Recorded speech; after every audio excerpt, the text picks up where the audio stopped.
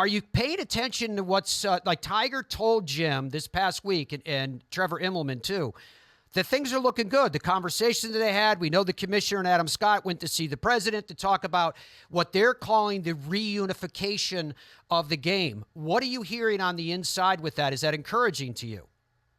Well, I'm encouraged because I've been on the outside. I've been on the bench for a long time and not playing. I was, as I said, down at TPC Sawgrass yesterday with my friend Jeff Plotz, the head of agronomy down there, looking at the golf course. They just closed it for 3 weeks to get ready for the players. And everybody's like, "What have you heard? What do you know?" And I go, "Thankfully, I don't know anything.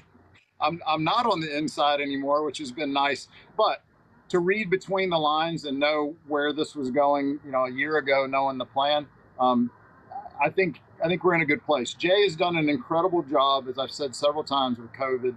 He got blindsided with this whole deal the last 3 or 4 years. A lot of great advice and maybe a little bad advice here and there, but they have worked their way through it. And I think when we do hear something, as everything Jay's thrown out and Tim Fincham's thrown out over the last 10 or 15 years, it will be a positive for the tour and a positive for the game.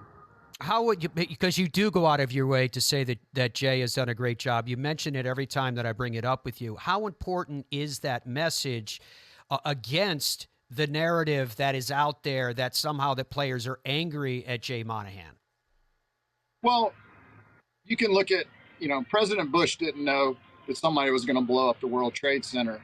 And it was a complete disaster for this country and for his presidency. President Trump didn't know that COVID was coming, and it was a disaster for our country and for his plan.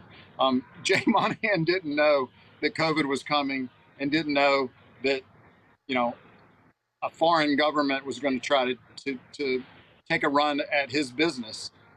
So, yes, they all probably made mistakes dealing with major issues that they didn't see coming.